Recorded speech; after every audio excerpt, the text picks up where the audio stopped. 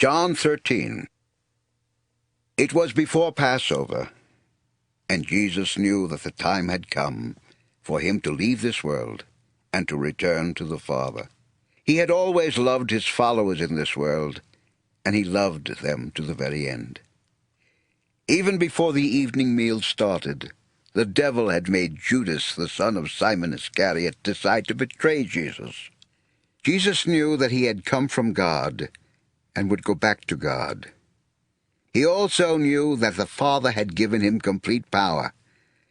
So during the meal, Jesus got up, removed his outer garment, and wrapped a towel around his waist. He put some water into a large bowl. Then he began washing his disciples' feet and drying them with the towel he was wearing. But when he came to Simon Peter, that disciple asked, "Lord, are you going to wash my feet?" Jesus answered, "You don't really know what I am doing, but later you will understand." "You will never wash my feet." Peter replied.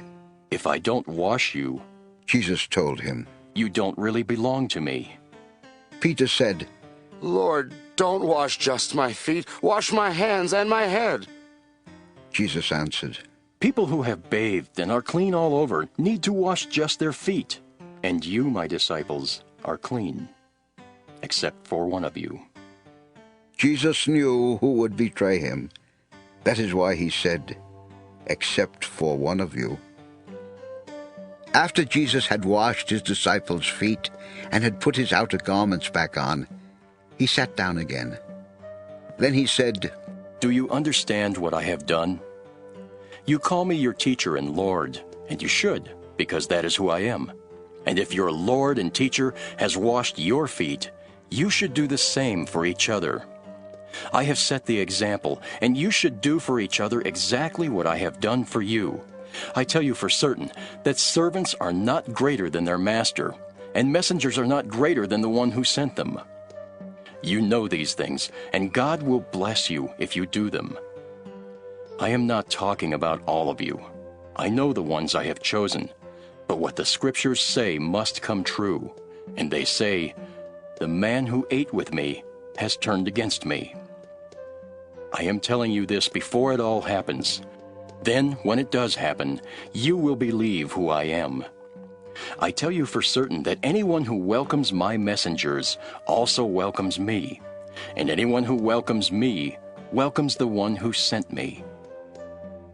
After Jesus had said these things, he was deeply troubled and told his disciples, "I tell you for certain that one of you will betray me." They were confused about what he meant, and they just stared at each other. Jesus' favorite disciple was sitting next to him at the meal, and Simon motioned for that disciple to find out which one Jesus meant. So the disciple leaned toward Jesus and asked, "Lord, which one of us are you talking about?" Jesus answered, "I will dip this piece of bread in the sauce and give it to the one I was talking about." Then Jesus dipped the bread and gave it to Judas, the son of Simon Iscariot. Right then, Satan took control of Judas. Jesus said, "Judas, go quickly and do what you have to do." No one at the meal understood what Jesus meant. But because Judas was in charge of the money, some of them thought that Jesus had told him to buy something they needed for the festival. Others thought that Jesus had told him to give some money to the poor. Judas took the piece of bread and went out. It was already night. After Judas had gone, Jesus said, "Now the Son of Man will be given glory, and he will bring glory to God. Then after God is given glory because of him, God will bring glory to him, and God will do it very soon. My children, I will be with you for a little while longer. Then you will look for me, but you won't find me. I tell you, just as I told the people, you cannot go where I am going, but I am giving you a new command. You must love each other, just as I have loved you. If you love each other, everyone will know that you are my disciples." Simon Peter asked, Lord, where are you going? Jesus answered. You can't go with me now, but later on you will. Peter asked, Lord, why can't I go with you now? I would die for you.